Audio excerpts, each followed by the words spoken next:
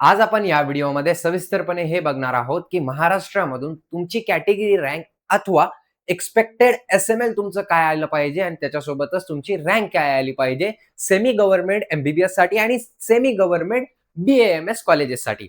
तर व्हिडिओच्या शेवटपर्यंत बघा, कारण तुम्हाला सगळी क्लॅरिटी इथं आली पाहिजे. त्याच्या अगोदर एक महत्त्वाची सूचना, चॅनलवरती नवीन असाल तर चॅनलला सबस्क्राईब करायला विसरू नका. सोबतच तुमचे जे पण काही प्रश्न असतील ते तुम्ही मला कमेंट सेक्शनमध्ये विचारू शकता. ठीक आहे. आणि लिंक डिस्क्रिप्शनमध्ये दिलेली आहे. तिथून जाऊन तुम्ही काय करू शकता, की जी कम्युनिटी आहे ती जॉइन करू शकता WhatsAppवरती. हा पी-डी-एफ तिथे टाकण्यात येईल. तर मग विशेष म्हणजे काय, तर कंप्लीट काउन्सिलिंग आहे आपली बी-ए-एम-एस, बी-डी-एस, बी-ए-एम-एस, बी-एच-एम-एस फिजिओथेरपीसाठी 5,000 मध्ये. तर अवश्य तुम्ही एकदा नक्कीच भेट द्या. कुठं? माढा कॉलनी, भोकरदन इथं. ठीक आहे. त्याच्यासोबतच तुम्हाला ऑनलाईन करायची असेल तर तुम्ही डायरेक्टली मला 7887559633 या नंबरवरती कॉन्टॅक्ट करू शकता. याच्यामध्ये तुम्हाला काय भेटणार आहे, career, personalise career roadmap, smart seat allotment, college list and course matching, doubt solving तुमचे नेहमीच राहणार आहे, डॉक्युमेंट असिस्टंट तुम्हाला राहणार आहे, प्रायोरिटी स्टुडंट केअर तुम्हाला दिसायला मिळणार आहे इथं. त्याच्यासोबतच 1 टू 1 मेंटर सपोर्ट सुद्धा तुम्हाला इथं दिसायला मिळणार आहे. म्हणजे मी स्वतः तुम्हाला पर्सनली गाईड करेल. आणि सगळ्यात महत्त्वाची गोष्ट म्हणजे college list depending upon your budget आणि प्रायोरिटी.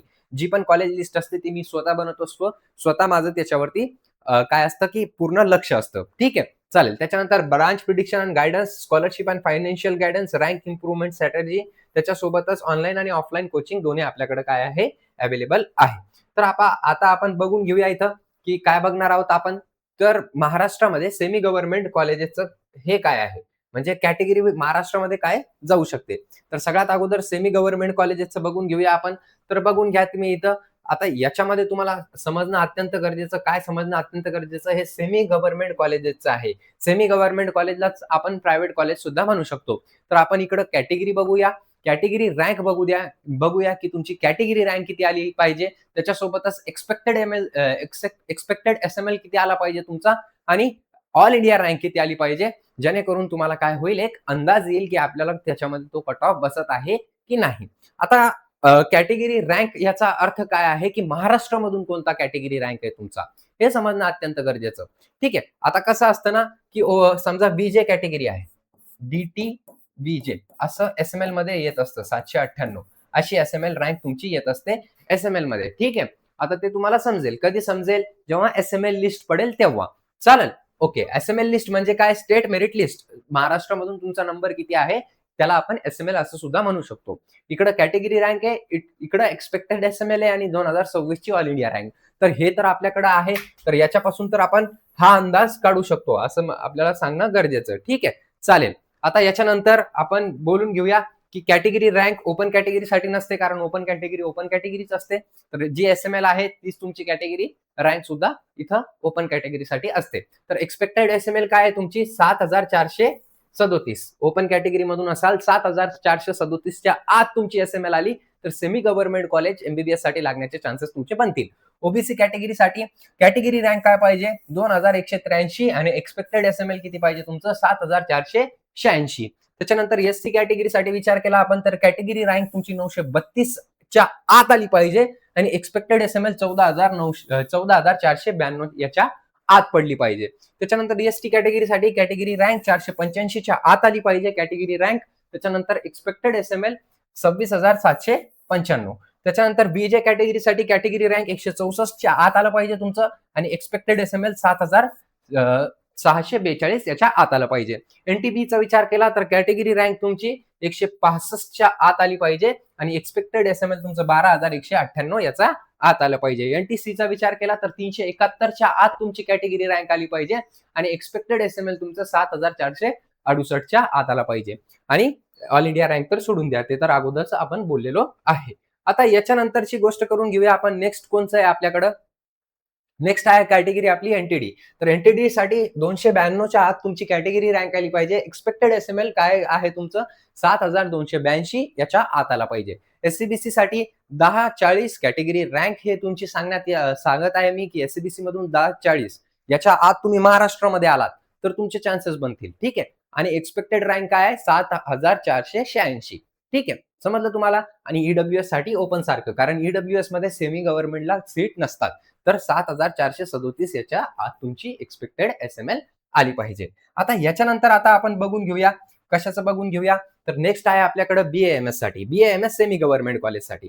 तर BAMS सेमी गव्हर्नमेंट कॉलेज साठी सुद्धा आपण इथं ते मेन्शन करत आहोत. ठीक आहे, चला. हां, हे आहे. आता ही पी-डी-एफ कुठं भेटणार आहे तुम्हाला? ही पी-डी-एफ तुम्हाला सरळ-सरळ कुठं भेटणार आहे?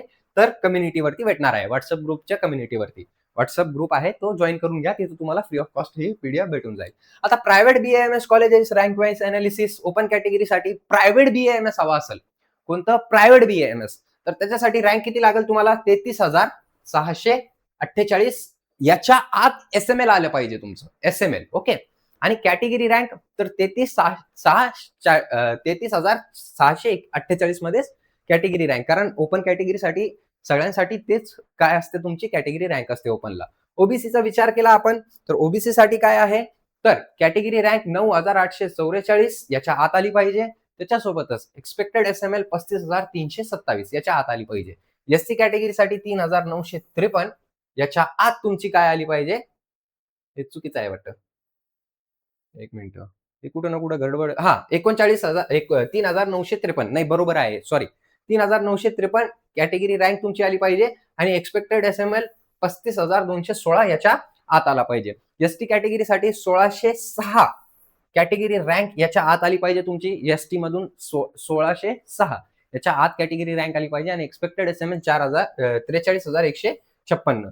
बीजे साठी कॅटेगरी रँक 1132 म्हणजे 1,132 च्या आत आली पाहिजे आणि एक्सपेक्टेड रँक किती आली पाहिजे? 3,500 सॉरी 35,400 35,000 35,422 ओके. त्याच्यानंतर एनटीबी साठी कॅटेगरी रँक 752 च्या आत आली पाहिजे. त्याच्यासोबतच एक्सपेक्टेड एस-एम-एल 35,978 याच्या आत आली पाहिजे. ठीक आहे. त्याच्यानंतर एनटीसी साठी 1,862 च्या आत तुमची कॅटेगरी रँक आली पाहिजे. एक्सपेक्टेड एस-एम-एल 35,064 याच्या आत आला पाहिजे. आता याच्यानंतरची कॅटेगरी कोणती आहे आपल्याकडे ते बघून घेऊया आपण. याच्यानंतरची कॅटेगरी आहे एनटीडी. तर एनटीडी कॅटेगरीसाठी कॅटेगरी रँक 1,253 याच्या आत आला पाहिजे. एक्सपेक्टेड एस-एम-एल तुमचं काय असणार आहे? तर 35,560. एससीबीसी साठी 4,200 च्या आत तुमचं काय आलं पाहिजे? कॅटेगरी रँक आलं पाहिजे. एक्सपेक्टेड एस-एम-एल तुमचं काय येतं? 35,702. ईडब्ल्यूएस साठी ओपन कारण ईडब्ल्यूएस ला government colleges sorry semi government कॉलेजेसमध्ये सीट नसतात. तो आय होप तुम्हाला सगळं समजलं असेल तर नक्कीच तुम्ही बघून घ्या एकदा. मी तुम्हाला हे सुद्धा प्रेडिक्ट करून दिलेलं आहे की कॅटेगरी रँक जी असते तुमची ती काय आली पाहिजे महाराष्ट्रामधून. परत सांगत आहे महाराष्ट्र. परत आता कॅटेगरी रँक आलेली आहे का तुमची महाराष्ट्रामध्ये? नाही. फक्त काय आलेलं आहे? ऑल इंडिया रँक आलेली आहे. तर ऑल इंडिया रँक ना अगोदरच आपण काय बघितलेलं आहे? कट ऑफ बघितलेलं आहे. त्याच्यावर ते तुम्ही बघू शकता. कोणतं व्हिडिओ ते ऑलरेडी टाकलेलं आहे आपण. आता याच्यानंतरची गोष्ट जर का तुमच्या रँकवरती तुम्हाला बेस्ट पॉसिबल कॉलेज हवं आहे, परफेक्ट काउन्सिलिंग हवी आहे तुम्हाला, तर तुम्ही 7887559633 या नंबरवरती कॉन्टॅक्ट करू शकता अथवा म्हाडा कॉलनी भोकरदन इथं तुम्ही काय करू शकता नक्कीच भेट देऊ शकता. जेणेकरून आपलं जे पण आहे ते मी तुम्हाला खूप सारे ऑप्शन देतो. इथं बसून मी तुम्हाला समजून सांगतो. ऑफिसमध्ये असतो आपण तर इथं सगळ्या गोष्टी तुम्हाला मी बसून समजून सांगत असतो. ठीक आहे. तर so much. Have a great day आणि नक्कीच तुम्ही 7887559633 या नंबरवरती कॉन्टॅक्ट करू शकता अथवा म्हाडा कॉलनी भोकरदन इथं व्हिजिट देऊ शकता. धन्यवाद.